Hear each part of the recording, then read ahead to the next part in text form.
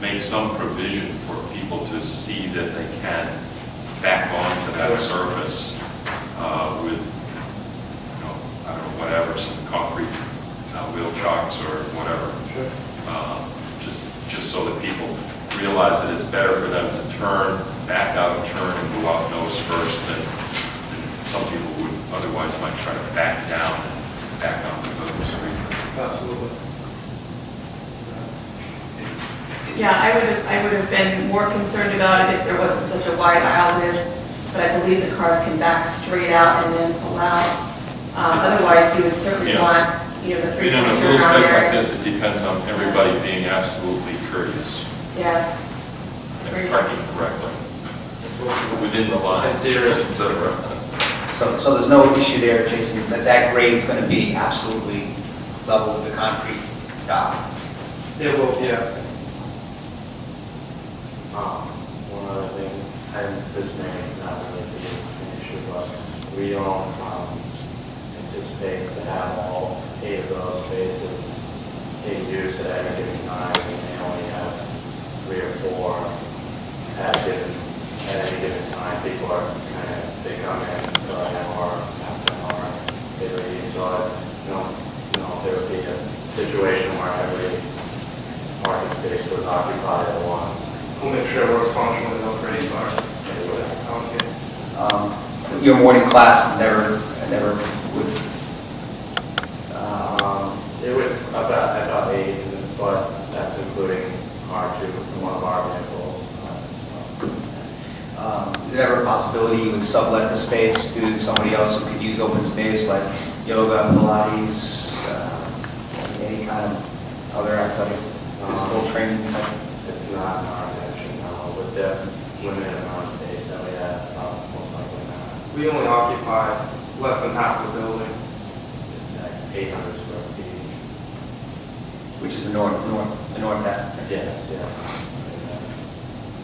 It did say in one of the things that I read here from either Lisa or your thing, that you, or maybe both, that the rest of the space was available to expand your business into. Is that correct?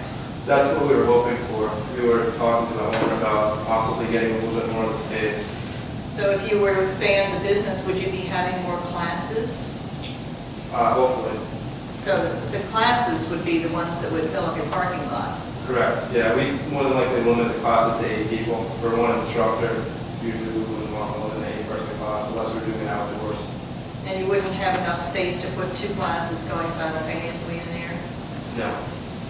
if you took another 1,000 feet. No.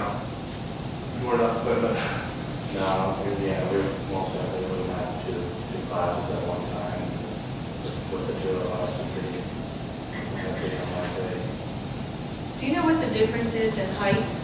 Is this okay, Mike, if I ask another question? Sure. Are you finished? What's the difference in height between the loading platform and therefore what you just said was that the parking is going to be flush with the loading platform. Correct. What's the difference in height between that and the street? You know? I'm going to say probably about 5 feet right now, 4 feet. 3 or 4 feet, certainly not more than 4 feet. Okay. I couldn't tell by eye.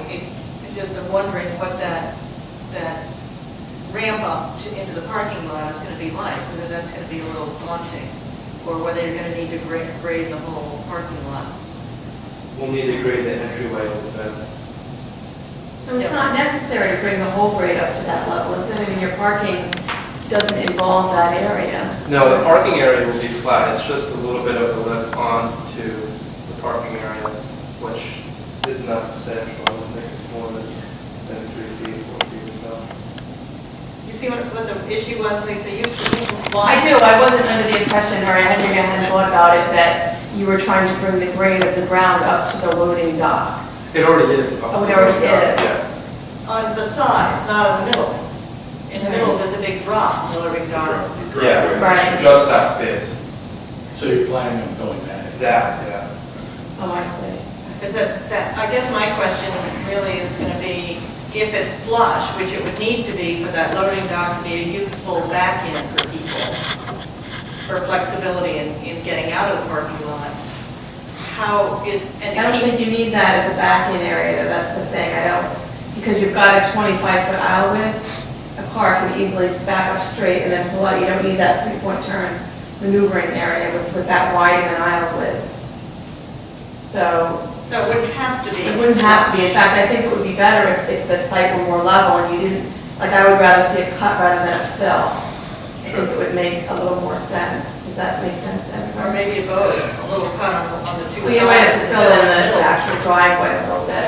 So then the real question is whether there's enough, whether that, you know, what you're saying is it's wide enough so a car can back out and then begin to come around without somebody being tempted to back out of the whole parking lot.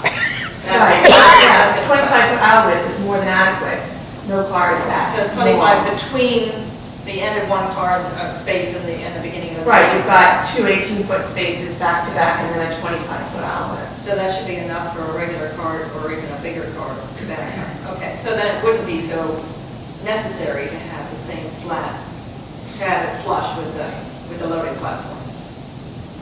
Right? I think you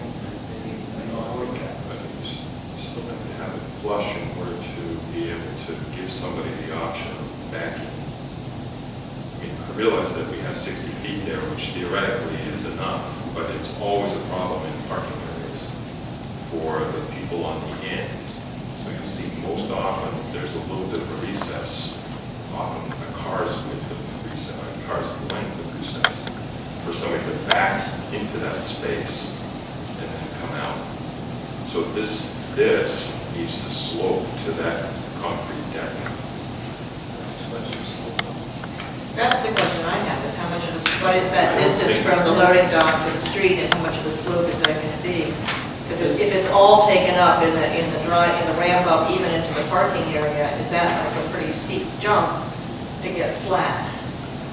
Well, you have to remember, this is the edge of the property, you still have right of way that will, I don't know what the right of way is there, but you probably got 5 or 10 feet. I would say probably more like 5 feet. Yeah, but a standard loading dock is about, or provided, this is a standard loading dock with front end up to, so you've got, 4 feet across the width of that parking lot, that's a pretty steep, that's gonna be a steep parking lot on its side. That feels like it's got a few unanswered questions to it. How would we get that a little bit more comfortable?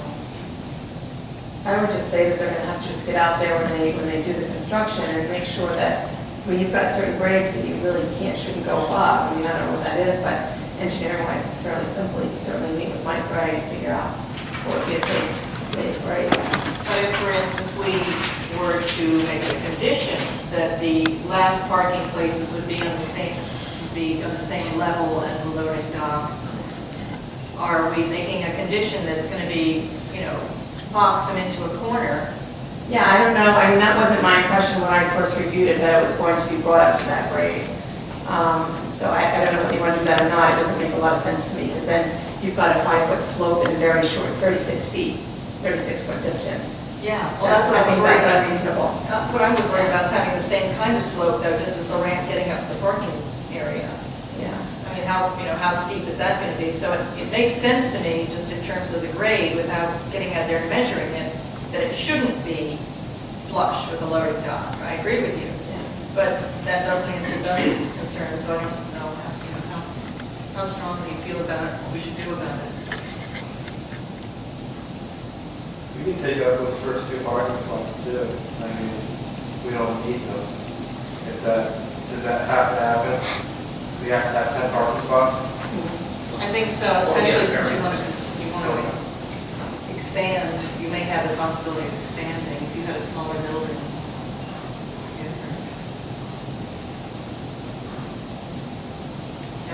Unless, Lisa, they went for a variance on parking, does that make any sense? Yeah, well, they can certainly ask for that. They're listed in the paper as requesting a variance for parking. But it is advertised that way, yeah. It's not specific as to what the parking is. The other option is, I mean, you've got the 8 spaces, to the east of the 8 spaces, you have room, but then you have cars backing out, so I don't know whether you want to do that either.